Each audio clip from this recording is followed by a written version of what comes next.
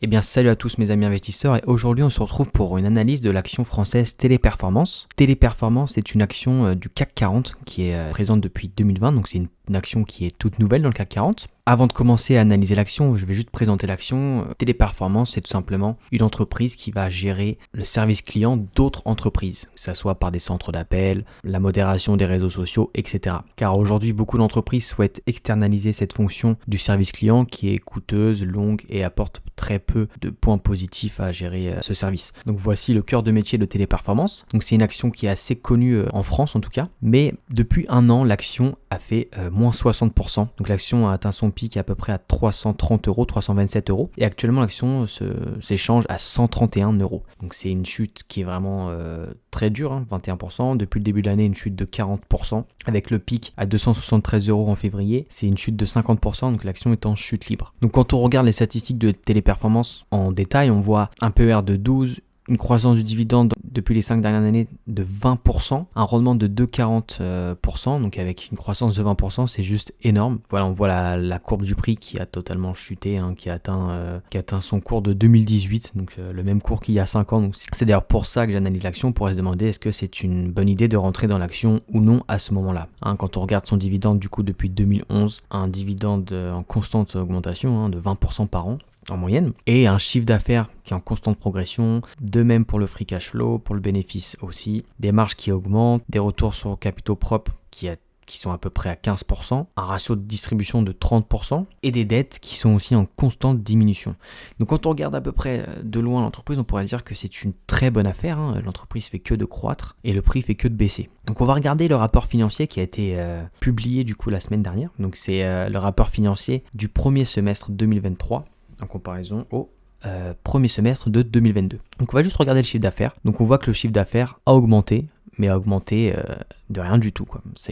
Donc en gros c'est constant. Et maintenant on va regarder plus intéressant, ce qui m'intéresse le plus, c'est le bénéfice par action. Donc il est de 4,59 net, 4,64, 4,69. Quand on le compare par rapport au résultat de 2022, c'est juste constant en fait. Donc il n'y a pas eu de progression sur cette année 2023. Pour Téléperformance. Quand tout cela sera mis à jour, il faudra dire que le bénéfice par action sera sensiblement le même, à part si au deuxième semestre, il performe. Quand on regarde les chiffres comme ça, on pourrait se dire qu'il est intéressant de rentrer dans l'action actuellement, mais moi j'ai mis une réserve. Voilà, tout simplement, je n'achèterai pas Téléperformance pour une seule raison, c'est l'émergence de l'IA. Donc on sait tous que voilà, l'IA est arrivée maintenant, c'est de plus en plus utilisé, c'est de plus en plus puissant, et je pense qu'à l'avenir, pour gérer un service client, l'IA va être très très très utile, que ce soit pour répondre à des questions, etc.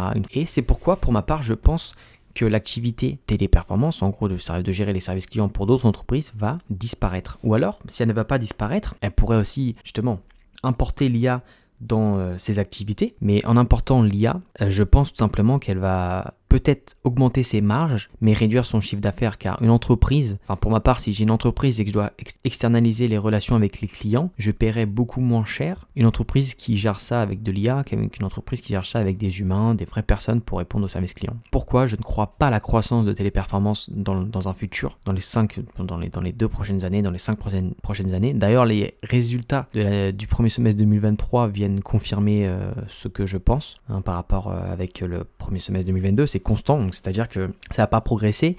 Téléperformance c'est protégé en disant que ils n'ont pas pu signer les contrats à temps pour le premier semestre et du coup ça va jouer à l'augmentation du deuxième semestre. Je suis un peu réticent de cette note, de ce qui a été écrit dans le rapport financier. Donc voilà, pour moi, comme dit auparavant, je ne crois pas au business model. Et en tant qu'investisseur en dividende long terme, donc qui ne vend pas, avec une stratégie de Warren Buffett, l'un des principaux critères va être d'investir sur le business model. Si le business model ne tend pas à progresser chaque année, il n'y a aucun intérêt à investir sur l'entreprise. Donc voilà, je voulais juste donner mon avis personnel. Avec une stratégie d'investissement dividende à long terme, je n'achèterai pas cette entreprise. Pour faire du trading, pourquoi pas, parce que c'est vrai que si les chiffres de deuxième semestre 2023 sont bons, pourquoi pas acheter maintenant et revendre à l'annonce des bons chiffres. Mais personnellement, j'y crois pas pour le long terme, donc c'est donc pourquoi je passe mon tour pour cette action. Donc voilà, c'était une petite analyse, une petite pensée de ce que je pense de cette action. Donc si cette petite analyse, explication de pourquoi je n'achète pas Téléperformance t'a plu, n'hésite pas à mettre un like, à commenter, t'abonner, ça me ferait super plaisir. J'ai aussi une adresse mail si tu veux me poser des questions en privé et un Discord si tu veux aussi rejoindre une communauté qui parle d'actions à dividendes. Sur ce, je vous dis tchuss!